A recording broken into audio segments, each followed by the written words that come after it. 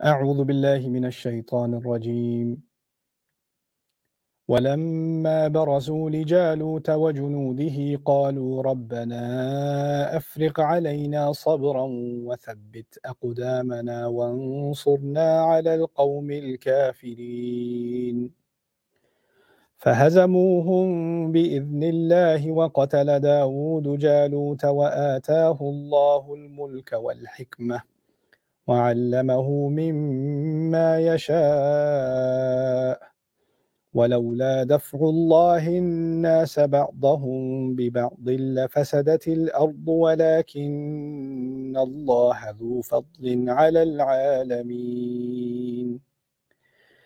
رب اشرح لي صدري ويسر لي أمري واحلل عقدة من لساني يفقهوا قولي فالحمد لله والصلاة والسلام على رسول الله وعلى آله وصحبه أجمعين السلام عليكم ورحمة الله تعالى وبركاته۔ آج کے ایپیسوڈ میں آپ سے ایک صبر کے متعلق دعا کی بات کروں گا، اور اس دعا کا ذکر قرآن میں ایک قصے کے ضمن میں ہوا ہے۔ تو قرآن نے ہمیں بہت سارے درس اپنی حکمتیں قصوں کے ذریعے سے سکھائی ہیں، اور یہ قصہ سورہ بقرہ میں آخر میں اس کے آخری حصے میں بنی اسرائیل سے متعلق ہے۔ آپ کو شاید علم ہوگا کہ بنی اسرائیل کے بارے میں بہت ساری تنقیدی باتیں قرآن میں کہی گئی ہیں، لیکن کچھ مقامات پر بنی اسرائیل کی کچھ گروہ ایسے تھے جن سے ہمیں انسپریشن لینی چاہیے، جن سے ہمیں سیکھنا چاہیے، کیونکہ وہ اس وقت کے مسلمان تھے۔ ہمارا کانسیپٹ عام طور پر یہ بھی ہو گیا ہے کہ بنی اسرائیل جہاں جہاں ذکر ہے وہ یہودی ہیں، وہ غیر مسلم تھے، یہ تھے، وہ اس وقت کے مسلمان تھے، اور ان کی مثال اس لیے دی جاتی ہے کہ ہمارے اندر بھی اس طرح کی کوالٹیز آ سکتی ہیں، تو ان کی برائیاں بھی ہماری برائیاں بن سکتی ہیں، اور ان کی اچھائیاں بھی ہماری اچھائیاں ہو جانی چاہیے۔ تو یہاں کچھ مکس سچویشن ہے، کچھ اچھائیاں اور کچھ برائیاں ان کا ذکر ہے، اس کے ضمن میں پھر اس دعا کا ذکر ہے۔ تو پہلے اس پورے کانٹیکس کو سمجھ لیں، کیونکہ میرے نزدیک قرآن میں جو دعائیں ہیں ان کو اگر آپ اس کے باقاعدہ کانٹیکس میں سمجھیں گے تو اس کا اصل فائدہ پھر ہوگا۔ تو یہاں جو بات کی جا رہی ہے اس کا ایک تاریخی بیک گراؤنڈ بھی ہے۔ رسول صلی اللہ علیہ وسلم مدینے میں موو ہو چکے ہیں، اور یعنی مشکلوں سے مکے سے وہ بچ کر نکلے ہیں، اور مدینے میں انہوں نے کمیونٹی فارم کی ہے۔ وہ کمیونٹی ابھی جو مدینے میں بنی ہے وہ اتنی یعنی اجتماع اس کے اندر نہیں ہے، اس کے اندر جو وحدانیت ہونی چاہیے وہ ابھی تک نہیں آئی ہے، کیونکہ اس میں کچھ گروہ ایسے ہیں جو ان کو اچھا نہیں لگا کہ یہ سارے باہر سے مکے سے مہاجر آ گئے سارے، اور اب ہمارے اوپر یہ فائنینشیل برڈن، اقتصادی برڈن بن گئے، ہمارے اوپر بوجھ بن گئے، اور اچھی بلی ہماری حکومت چل رہی تھی، اب یہ پتہ نہیں کیا نئی حکومت باہر سے آ گئی ہے۔ اور پھر دوسری بات کہ رسول صلی اللہ علیہ وسلم کے جو قریبی صحابہ ہیں وہ سارے مکے سے ہیں، تو سیاسی اعتبار سے جو لوگ مدینے میں انفلوئنشل تھے، جو مسلمان ہو بھی گئے، جیسے عبداللہ ابن ابی ہے، اس کی سیاست تھی اپنی، وہ مدینے کا سردار بننے والا تھا، مدینے میں جو مختلف قبیلے تھے وہ سب اس کو ایک سردار ماننے والے تھے، اس کا تخت بھی تیار ہو چکا تھا، اور اس کے تخت کی انوگریشن سے پہلے ہی رسول صلی اللہ علیہ وسلم آ گئے، اور اب ایک دم سے رسول صلی اللہ علیہ وسلم مدینے کے گورنر بن گئے۔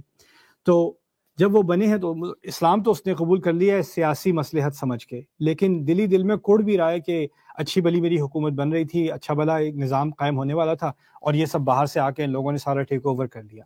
اور پھر رسول صلی اللہ علیہ وسلم کے جو سب سے قریبی صحابہ ہیں، عمر ہیں، ابو بکر صدیق رضی اللہ تعالیٰ عنہما ہیں، اور عثمان رضی اللہ تعالیٰ عنہ ہیں، علی رضی اللہ تعالیٰ عنہ ہیں، یہ سارے جو قریبی صحابہ ہیں یہ سارے مکے سے ہیں۔ تو جو کلوز کیبنٹ آپ سمجھ لیں وہ ساری فورنرز کی ہے، مکے مدینے والے تو نہیں ہے نا، تو اسی لیے ان لوگوں کو اچھا نہیں لگا، لیکن ابھی وہ کھل کے نہیں کہہ سکتے، کیونکہ مدینے کی بہت ساری تعداد نے اسلام قبول کر لی اور دل سے قبول کی، اور خوشی خوشی ان کو اپنے ساتھ اپنایا۔ والذین تبوأوا الدار والایمان یحبون من ہاجر الیہم ولا یجدون فی صدورہم حاجۃ مما اوتوا، تو ان کے بارے میں قرآن نے بھی کہا ہے کہ جنہوں نے اپنے گھروں کو کھولا اور ایمان کو بھی ویلکم کیا، اپنے گھروں کو بھی ویلکم کیا، دروازے کھولے، اور جو ان کی طرف ہجرت کر کے آئے ان سے محبت کے ساتھ پیش آئے، اور وَيُؤْثِرُونَ عَلَىٰ أَنفُسِهِمْ وَلَوْ كَانَ بِهِمْ خَصَاصَةٌ، وہ دوسروں کو اپنے اوپر ترجیح دیتے ہیں، خود بھی بھوکے مر رہے ہیں، فاقے پڑ رہے ہیں، پھر بھی دوسروں کو اپنے اوپر ترجیح دیتے ہیں۔ تو ان کی اللہ تعالیٰ نے خاص تعریف کی ہے۔ تو یہ ایٹیٹیوڈ بھی تھا مدینے میں، لیکن جو سیاستدان تھے پہلے مدینے کے، ان کے ہاں کچھ منافقت اب آ چکی تھی۔ اچھا، اسی دوران مکے میں اب تیاری ہو رہی ہے جنگ کی، اور مدینے کے ساتھ اب پہلی جنگ ہونے والی ہے بدر کی۔ اب رسول صلی اللہ علیہ وسلم نے فیصلہ کیا کہ ہم بدر کا معرکہ ہے، اس میں ہم شرکت کریں گے۔ پیچھے سے سیاسی ایک ان کو ہیژن ہوگی کہ یہ انہوں نے تو پہلے کبھی کوئی جنگ لیڈ نہیں کی، ان کا تو کوئی ایکسپیرینس بھی نہیں ہے، تو ان کو کیوں ہم لیڈرشپ دے دیں، اور ابھی یہ نئے آئے ہیں، اب ہمارے شہر کو بھی انہوں نے جنگ میں پھنسا دیا۔ تو اس طرح کی کامنٹس پیچھے کھل کے نہیں آ رہے سامنے لیکن پیچھے پیچھے چل رہے ہیں، اور اس سے جو مسلمانوں کی ایک یونٹی ہے، ان کا جو اتحاد ہے، اس میں تھوڑی سی کمزوریاں آنی شروع ہو گئی ہیں۔ ابھی ہمیں تیاری کرنی ہے بدر کی، اور بدر کی تیاری کے لیے آپ کو ایک متحدہ محاذ بنانے کی ضرورت ہے۔ اگر آپ اندرونی طور پر متحدہ نہیں ہیں تو آپ دشمن کا سامنا کیسے کرو گے؟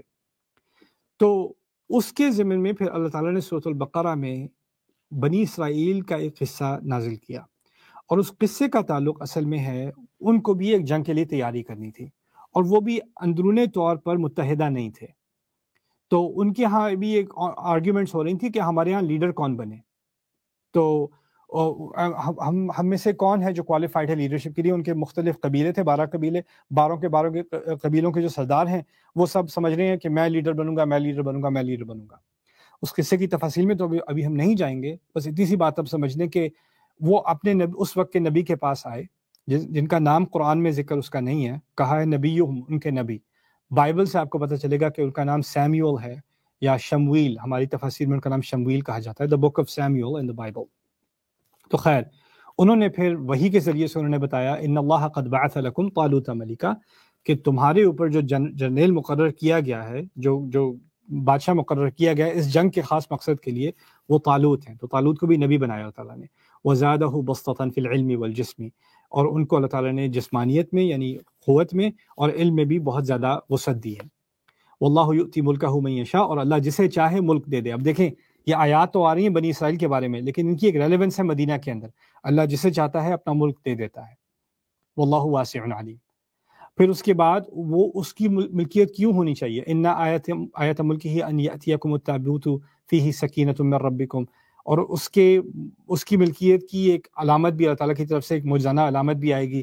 خیر وہ بات ہو گئی۔ اب اس کے بعد اب تیار ہو گئے ہیں جنگ کے لیے، اب جنگ کے لیے آگے بڑھنے لگے۔ فلما فصل طالوت بالجنود، اب اس میں آرمی میں سے بہت سارے ایسے لوگ بھی ہیں جنہوں نے آفیشلی تو مان لیا کہ طالوت ہمارا جنرل ہے، لیکن ان کے دل ابھی اٹیچ نہیں ہے اس چیز سے نا۔ تو آپ سمجھ لیں کہ فوجیوں میں سے کچھ ایسے بھی ہیں جو بہت لوئل ہیں، جو وفادار ہیں، جو اپنی جان دینے کو تیار ہیں، اور کچھ ایسے ہیں جو کہیں نا جب سب آ رہے ہیں تو میں بھی آ جاتا ہوں، اس طرح کے بھی ہیں۔ تو رینجز ہیں کمٹمنٹ کی نا، رینجز ہیں، ایک جیسی کمٹمنٹ نہیں ہے سب کی۔ قال ان اللہ مبتلیکم بنہر، تو اللہ تعالیٰ نے ایک امتحان لیا اس فوج کا۔ طالوت نے اپنی قوم سے کہا، اپنی فوجوں سے کہا کہ اللہ تعالیٰ تمہارا امتحان لینے والا ہے، ہم ایک نہر سے گزریں گے، ایک دریا سے گزریں گے۔ فمن شریب منہ فلیس منی، جس نے اس میں سے پی لیا، کیونکہ اب سفر کرنے میں پیاس لگی ہوگی، جس نے اس میں سے پی لیا وہ میری فوج میں نہیں ہے، یعنی میں اس کو ایکسپیل کر دوں گا اپنی فوج میں سے۔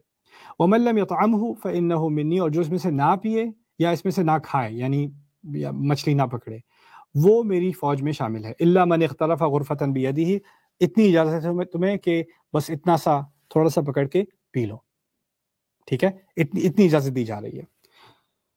فشربوا منہ، تو اکثریت نے اس میں سے پیا، الا قلیلا منہ، بہت تھوڑے رہ گئے جنہوں نے نہیں پیا۔ فلما جاوزہ ہوا والذین آمنوا معہ، اور پھر جب اس نہر کے آگے گزرے، یعنی باقی تو فلٹر ہو گئے نا، اور ایک بہت کم تعداد رہ گئی جو واقعی میں وفادار ہیں، وہ اور ان کے ساتھ جو واقعی ایمان رکھتے تھے۔ قالوا لا طاقت لنا اليوم بجالوت وجنودہ، جب ان کی اتنی چھوٹی تعداد رہ گئی تو ان کو احساس ہوا کہ ہم کیا لڑیں گے، اچھی بلی ہم آرمی لے کر آئے تھے لیکن اب تو ہم تھوڑے سے رہ گئے ہیں، ہمارے پاس تو کوئی طاقت ہے ہی نہیں جالوت کا سامنا کرنے کے لیے، اس کی پوری فوجوں کا سامنا کرنے کے لیے۔ وہ تو بہت بڑے جنگجو ہیں، ان کا بہت بڑا ایکسپیرینس ہے۔ آپ کو یاد ہوگا بدر کے مارکے میں ہماری جو تعداد ہے وہ دشمن سے 1/3 سے بھی کم تھی۔ تو یہ چیزیں یہ قصہ بہت ریلیونٹ ہو گیا ایک دم سے، یہ تاریخ نہیں رہا، یہ ایک زندہ قصہ بن چکا ہے اب۔ قال الذین یظنون انہم ملاقو اللہ، اب ان میں سے جو کم تعداد میں سے ہیں، ان میں سے بھی ایک سب سیٹ ہے، بہت ہی چھوٹا گروپ ہے، جن کا پوری طرح یقین تھا کہ وہ اب اللہ تعالیٰ سے ملیں گے ہی ملیں گے۔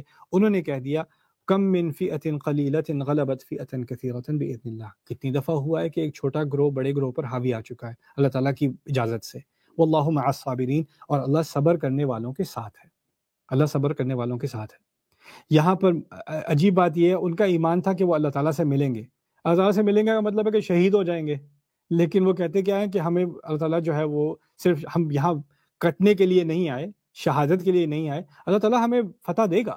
ان کو یہ کانفیڈنس ہے، یہ تو ہو سکتا ہے اللہ جو صبر کرے گا اللہ اس کے ساتھ ہے۔ اس دعا کے لیے اب ہمیں ایک ہنٹ دی جا رہی ہے، اب دعا اگلی آیت میں آ رہی ہے، لیکن اس کے لیے ہمیں ایک ہنٹ دی جا رہی ہے، وہ کیا ہے کہ اللہ تعالیٰ آپ کو اس وقت فتح دے گا جب آپ کے اندر یہ چیز ہوگی، صبر ہوگا۔ اگر آپ کے اندر صبر ہے تو اس سے کوئی فرق نہیں پڑتا کہ آپ کے سامنے کیا رکاوٹ ہے، کیا دشمن ہے، کیا مشکل ہے، وہ ساری مشکلیں اللہ ہٹا دے گا، لیکن آپ کے اندر صبر ہونا ہے۔ تو اگر پہلے ہم سمجھیں کہ صبر یہ ہے کیا چیز، ہمارے ہاں اردو زبان میں صبر ہوتا ہے مشکلوں کے اوپر صبر کرتے ہیں، کسی کو بیماری ہے صبر کرو، ٹھیک ہے، کسی کا کار ایکسیڈنٹ ہو گیا تو فیملی والوں کو کہا جا رہا ہے صبر کرو، جنازے پہ ہم کہہ رہے ہیں فیملی ممبر سے صبر کیجئے صبر کیجئے۔ تو ہمارا جو کانسیپٹ ہے صبر کا وہ محدود ہے اس تک کہ مصیبت آئے تو اس پہ انسان اس کو برداشت کرے، اس کو ہم صبر کہتے ہیں۔ لیکن عربی زبان میں صبر کے معنی اور بھی ہیں۔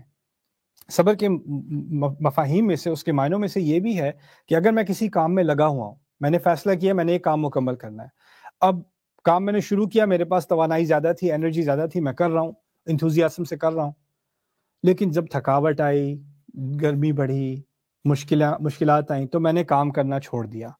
اس کا مطلب ہے میرے اندر صبر نہیں ہے۔ صبر کے معنی استقامت کے بھی ہیں کہ اگر میں نے کرنا ہے تو پورا کر کے ہی چھوڑنا ہے، لگے رہنا ہے، مشکلیں آتی ہوں آئیں یا نہ آئیں۔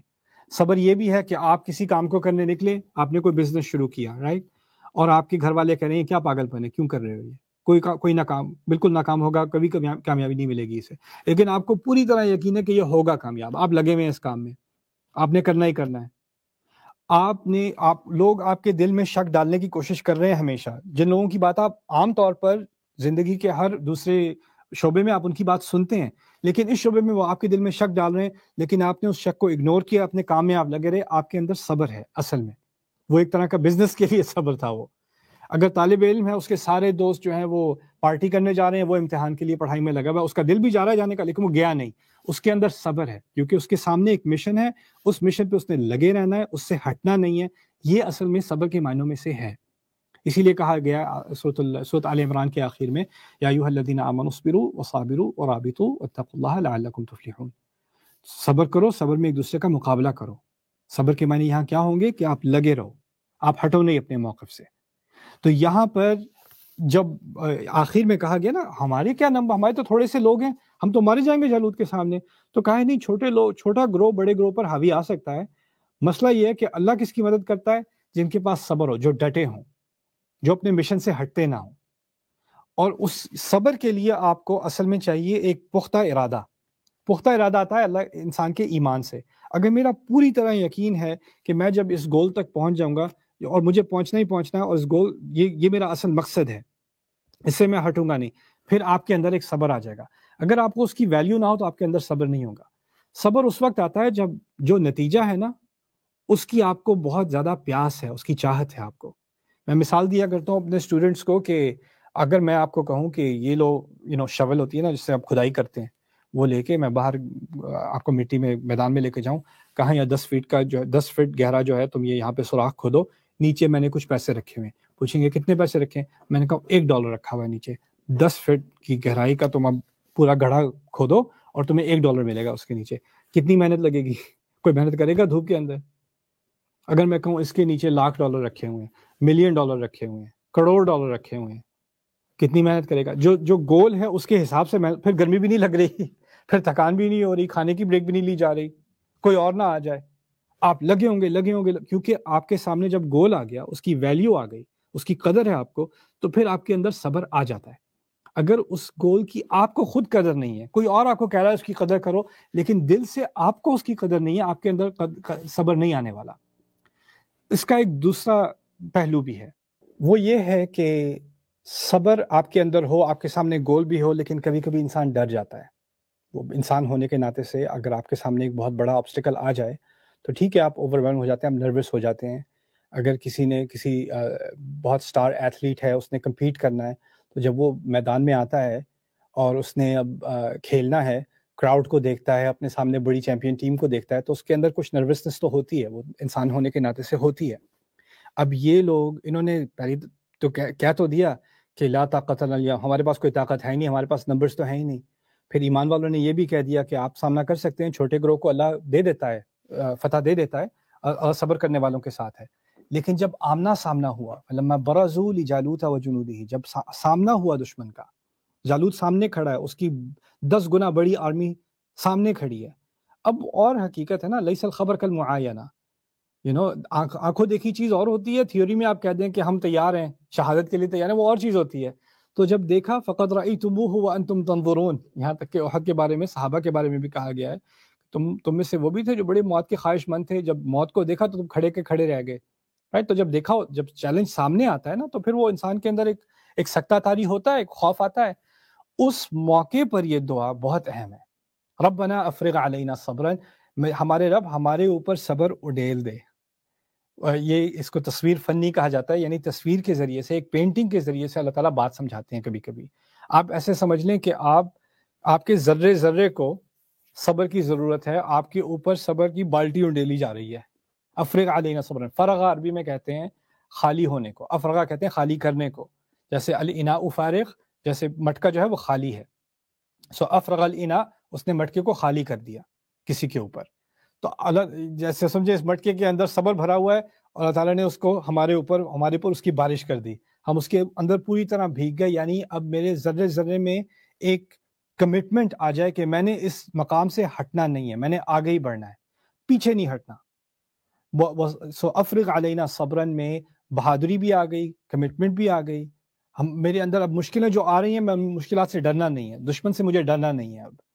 وثبت اقدامنا، اس کے بعد اگلا سٹیپ وثبت اقدامنا، اور میرے قدموں کو ثابت کر دے، جما دے، اب مجھے ہلنے نہ دے، مجھے کسی اور کی وجہ سے نروس نہ ہونے دے۔ وثبت اقدامنا وانصرنا علی القوم الکافرین، اور آخر میں اس بات کا بھی اعتراف ہے کہ میں جتنا بھی صبر کر لوں اور جتنا بھی میرے قدم ثابت ہو جائیں، اس کا مطلب یہ نہیں ہے کہ میں دشمن پہ حاوی آ سکتا ہوں، آخر میں آپ ہی کی مدد چاہیے ہوگی۔ وانصرنا علی القوم الکافرین، اور آپ ہماری دشمن کے خلاف مدد کیجیے، ہماری کافروں کے خلاف مدد کیجیے۔ یعنی انہوں نے یہ دعا کی۔ اس دعا سے ہمارے اندر اتنا کانفیڈنس آتا ہے کہ آپ کے سامنے جو بھی مشکل ہو، جو بھی آبسٹیکل ہو، آپ اپنے آپ سے کہیں کہ میں نے پہلے تو آپ کی جو قوت ارادہ ہے وہ پکی ہے، آپ کے سامنے جو ایجنڈا ہے وہ پکا ہے، لیکن پھر بھی جب آپ مشکلات کا سامنا کرنے لگیں اور آپ کو نروسنس آئے تو اس دعا کا فائدہ اٹھائیں، ربنا افرغ علینا صبرا وثبت اقدامنا وانصرنا علی القوم الکافرین، اور آپ کے اندر جو کمٹمنٹ ہے اس کو ایک نئی توانائی ملے گی، اس کو ایک نئی حیات ملے گی، اور اس کے ذریعے سے آپ اپنا مقصد پورا کر سکیں گے، اور انشاءاللہ اللہ تعالیٰ کی طرف سے جو بھی مشکل آپ کے سامنے ہوگی اس کو وہ آپ کے رستے سے ہٹا دے گا۔ اسی لیے اگلی آیت میں کہا ہے فَهَزَمُوهُمْ، اس کی وجہ سے ان کو بھگا دیا انہوں نے، بِإِذْنِ اللہ، اللہ کی مرضی سے۔ یعنی جب اللہ نے ان کے اندر یہ استقامت دیکھی اور یہ دعا انہوں نے کی، تو اللہ تعالیٰ نے اس کے جواب میں ان کو فتح دی۔ اللہ تعالیٰ ہمارے اندر دیکھنا چاہتے ہیں اندر سے کیا کمٹمنٹ تم دکھاتے ہو، پھر اس کے بعد میں باہر کی دنیا تمہارے لیے چینج کروں گا۔ اللہ تعالیٰ ہماری دنیا کو ہمارے لیے چینج کرے، ہمارے اندر کی تبدیلی ہمیں لانے کی توفیق دے۔ بارک اللہ لی ولکم فی القرآن الحکیم ونفعنی وإیاکم بالآیات وذکر الحکیم۔